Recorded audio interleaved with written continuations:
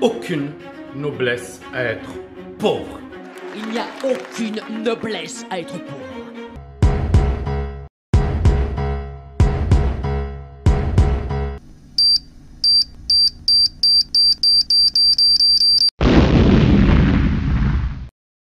Alors les amis, ça c'est une phrase du loup de Wall Street. Je ne sais pas si vous avez vu ce film.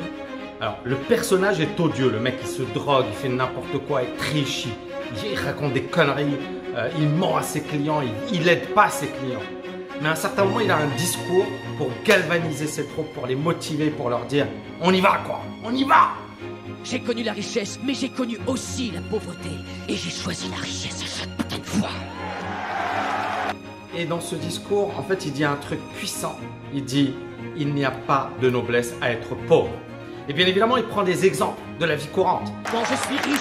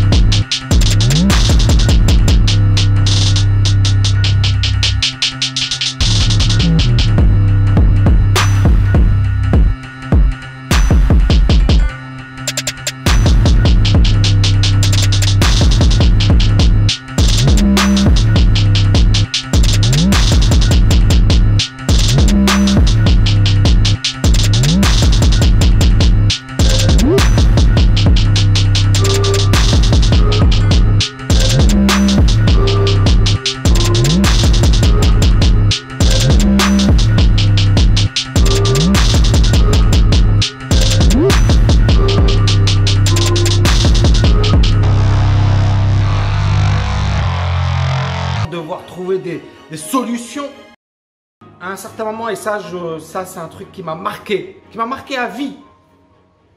Je suis dans une chambre ridicule avec mon frangin et on apprend que notre mère, elle est dans le coma, qu'elle est sur le point de mourir et qu'on n'a pas d'argent pour aller la voir. D'accord? Parce qu'on ne peut pas prendre un billet d'avion. Et là, moi, je chiale, mon frère également, il n'est pas bien. Et on se dit, et moi perso, moi à ce moment-là bien précis, je me dis que je ne veux plus jamais revivre ça. Je vais me bouger, d'accord? Et ma vie, elle n'a pas été facile. Ça n'a pas été un long fleuve tranquille. Mais à un certain moment, il faut arrêter de raconter des conneries. Il n'y a pas de noblesse à être pauvre. Il y a des gens pauvres qui sont extraordinaires, qui sont magnifiques, qui sont 10 000 fois mieux que des gens riches. Attention, n'interprétez pas mal mes propos. Mais les gars qui disent, je préfère être pauvre, je dis que ce sont de gros abrutis. Parce que tu pourrais te bouger et faire des choses de fou. Tu pourrais agir, tu pourrais créer des choses et après tu aides les gens. D'accord? Et il y a toujours quelqu'un qui va donner une leçon de morale. Ouais, mais toi, comment t'as aidé? Premièrement, ça ne te regarde pas, ce que je fais. Et deuxièmement, ouvre tes yeux. 1800 vidéos sur YouTube, gratuites. Ces 1800 vidéos, il y a plein de gens qui ne sont pas mes étudiants, qui ne seront jamais mes étudiants. Mais le nombre de messages que je reçois de personnes qui me disent « Tami, tu m'as donné le déclic. Tami, tu as changé ma vie. Tami, grâce à toi, waouh !» D'accord? Les gens qui me voient dans la rue pour la première fois, ils me disent « Punaise, Tami, quand j'ai regardé tes vidéos, waouh !» D'accord? Alors que je ne les connais pas, que je ne les ai jamais vues de ma vie. D'accord? Donc, je ne donne pas de leçon de morale. Je ne dis pas aux autres « Voilà, tu devrais. » Parce que pourquoi? Parce que je suis pas parfait. Je ne suis pas parfait. D'accord? Et j'ai jamais dit que j'étais, voilà, Jésus ou Mohamed ou Moïse ou un ange. Non, je suis un mec normal. Je suis un être humain. D'accord? Avec mes forces, avec mes faiblesses, avec parfois je fais des choses bien, parfois je fais des choses à chier. C'est comme ça. On est tous. On n'est pas parfait. Il faut l'accepter. Ça fait partie de notre nature humaine. On essaie de s'améliorer. On tend vers, voilà, l'amélioration permanente. Ce que disent les Japonais, le Kaizen. On s'améliore en permanence, on progresse en permanence. C'est un peu le but, d'accord? On cherche à s'améliorer. Moi, j'estime que je n'ai pas arrêté de m'améliorer durant les dernières années. Et que l'argent fait partie des choses sur lesquelles effectivement on peut travailler. Et après, à toi de voir. Moi, par exemple, mon combat aujourd'hui, ma mission, c'est démocratiser la liberté financière. c'est de créer le programme le plus puissant qui soit sur la liberté financière pour aider des gens finalement à se libérer, à reprendre leur vie en main, à faire des choses incroyables. Et bien évidemment, ce n'est pas un programme gratuit, il y a 1800 vidéos gratuites, mais c'est un programme de dingue et c'est un programme qui vaut beaucoup moins, c'est-à-dire le prix de ce programme, c'est beaucoup moins que sa vraie valeur. Mais ce programme, il a changé des vies. Et on a des centaines de témoignages après des personnes qui ont suivi ce programme. Et donc, indirectement, en gagnant de l'argent, en développant la TKL, j'apporte de la valeur, j'aide les gens. Et donc, le fait de dire tu t'enrichis aux dépens des autres ou tu t'enrichis de manière pas éthique ou non, moi, les exemples pour moi, Bill Gates, Warren Buffett, il y a des gens qui vont dire ouais, Warren Buffett, c'est pas un bon exemple. Pour moi, c'est un excellent exemple. Alors, bien sûr, le mec, on va sortir, ouais, il a investi dans cette boîte et cette boîte, elle a fait des saloperies. Moi, je pense pas que ce soit un mec malhonnête, d'accord? Je le connais pas personnellement. J'aimerais bien le connaître. En tout cas, sa vie m'inspire. Ce qu'il a fait m'inspire. Et je pense qu'il a réalisé des choses incroyables. Maintenant, je ne suis pas son avocat. Mais je dis la chose suivante. Quand tu grandis, quand tu te développes, tu vas faire des conneries. Et Warren Buffett, il a probablement fait des conneries. Bill Gates a fait des conneries. Mais ces gars-là, ils avancent. C'est-à-dire que tu ne peux pas te développer sans faire de conneries, sans faire d'erreurs, sans avoir des échecs. Moi, j'en ai fait plein des conneries. D'accord? Mais à un certain moment, il faut juste te dire, ok, j'ai fait ces conneries, mais je vais essayer de ne pas les reproduire à l'avenir. Je vais essayer de m'améliorer. Je vais essayer d'être encore meilleur, encore plus fort, encore plus puissant. Vous voyez ce que je veux dire? Donc les amis, quand quelqu'un vous dit, il n'y a pas de noblesse à être riche, d'accord? Tu dis, tais-toi mon ami, tais-toi. Et je veux être riche. Je veux être riche parce que je vais changer ma vie. Je vais avoir un impact positif autour de moi. Je vais faire des choses de malade autour de moi. D'accord? Ma vie, j'ai été pauvre et impuissant. Impuissant. Au sens où, quand je dis impuissant, c'est-à-dire tu peux rien faire.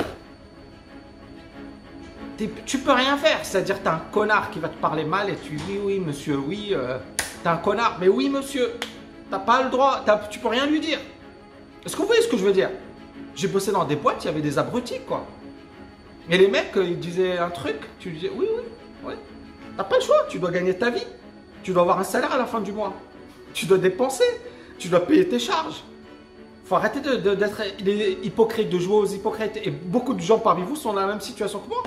C'est-à-dire, tu bosses dans une boîte, il y a des gens que tu peux pas piffer, mais tu composes avec elles. Parce que tu n'as pas le choix. Parce que tu dois payer tes charges à la fin du mois. D'accord? Mais si tu peux finalement te libérer financièrement, si tu peux assurer finalement tes arrières, tu as cette liberté, tu peux respirer. Tu peux dire, j'ai plus à supporter ma situation. J'ai plus à supporter ces personnes. Je reprends ma vie en main. Je vis une vie de fou. Je réalise mes rêves. Je réalise mes passions. Je fais des choses de dingue, d'accord? Personne ne pourra t'empêcher de le faire. Ça se passe là. Comment tu te conditionnes? Comment tu te parles? Qu'est-ce que tu te racontes au quotidien? Et si tu te racontes des conneries, tu auras des résultats de merde. Si tu te racontes des bonnes choses, des choses positives, tu reconditionnes ton cerveau, tu feras des choses de dingue. Je veux créer la meilleure expérience qui soit dans le monde de la liberté financière. Mon ambition, c'est de créer le meilleur programme qui soit dans le monde de la liberté financière. Oui, ça a un prix. Oui, il faudra investir. Mais c'est normal. Tu veux Harvard? Harvard, il y a des frais d'éducation, il y a des frais de scolarité, et il y a des profs, il y a des moyens, il y a des locaux, etc. Et nous, on veut que TKL LFA soit le Harvard, le Wharton, le HEC de la liberté financière. C'est-à-dire le meilleur cursus au monde dans le domaine de la liberté financière. Il y a certaines personnes qui vont me dire « Waouh, t'exagères !» J'exagère pas, c'est mon ambition, c'est ma vision. Peut-être que je vais me planter. Vous avez vu un peu mes étudiants, vous avez vu les témoignages, etc. Peut-être que je vais me planter. Mais je suis un énorme bosseur. Le mec que vous avez en face de vous, il n'arrête pas. C'est une machine. C'est une machine à travailler. C'est-à-dire que tu ne peux pas faire tout ça si derrière tu es un paresseux. Si derrière tu glandes rien. Si derrière tu parles, mais tu n'agis pas. D'accord? Moi je parle, mais derrière j'exécute. Je ne suis pas là en train de vous parler pour vous parler. Parce que ça me fait plaisir de vous parler. D'accord? Même si ça me fait super plaisir de vous parler. Mais je vous parle parce que je sais que ce que je dis, je l'exécute. D'accord? Quand j'ai lancé TKL LFA, je l'ai dit publiquement. J'ai dit je vais lancer le meilleur programme dans le domaine dans le monde de la liberté financière. Et effectivement, mes étudiants qui avaient suivi plein d'autres programmes, ils étaient sur le derrière. Parce qu'ils se sont dit c'est pas possible. C'est pas possible. J'y croyais pas, je pensais que Tammy il exagérait. Et quand j'ai vu le programme, bon. Donc ça c'était TKL LFA 1.0. Là maintenant on est à 3.0, 4.0. Vous allez voir le truc. Donc be ready. D'ailleurs, je pense que je vais vous préparer une conférence de malade mental le dimanche. Je pense que vous allez kiffer comme pas possible cette conférence. Je vous kiffe les amis. Toujours agir, agir, agir. N'oubliez pas de liker et de partager cette vidéo. Et encore une fois, le mot de la fin les amis. La vie elle est courte. La vie elle est courte. On peut la gâcher avec des croyances pourries qui vont nous pourrir la vie. D'accord? Le fait de dire le riche, il est riche parce que c'est un méchant, parce que c'est un vilain, parce que et c'est pas noble d'être riche, c'est une énorme connerie. D'accord? C'est pas noble d'être dans, je sais pas moi, au chômage. J'étais au chômage. C'est pas noble d'être au RSA. J'étais au RSA. Tu te sens comme une merde.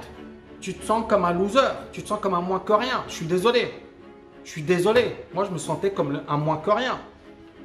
J'avais bossé, j'avais fait des études, j'ai envoyé des centaines de CV, j'avais zéro réponse. J'ai eu la chance de réussir l'agrégation dans des conditions de fou. Parce que 2 semaines avant, j'étais devant la magistrate, mon ex-femme qui m'a fait une crise en plein tribunal. Et moi, j'étais là, je me disais, qu'est-ce que je fais? Dans quel bordel je me suis mis? Et je ne pensais pas réussir l'agrégation parce que psychologiquement, j'étais complètement out. D'accord? Et vous imaginez, je divorce et juste après, je réussis l'un des concours les plus durs de France. Pour ceux qui ne connaissent pas l'agrégation, c'est comme les Jeux Olympiques dans le sport. D'accord? En France, c'est ce qui se fait de mieux en termes de concours. Il y a l'ENA et l'agrégation. Et l'agrégation, tu vois HEC, tu vois Polytechnique, tu vois, je ne sais pas moi, Centrale Paris. Ben, il y a des gens qui ont fait ces écoles et qui ensuite passent l'agrégation. D'accord? Donc, c'est le niveau au-dessus. Donc, c'est vraiment l'élite de l'élite. C'est les gens qui enseignent dans les classes préparatoires. D'accord? Donc, les classes préparatoires aux grandes écoles, c'est le NEC plus ultra. Et ben, les mecs qui enseignent c'est finalement cette élite. Parce que les gens qui vont dans les classes préparatoires, ce sont les meilleurs. Ce sont ceux qui ont obtenu les meilleurs résultats au bac. Donc, les gens qui enseignent les étudiants en classe préparatoire sont agrégés. D'accord? Donc, c'est l'élite de l'élite.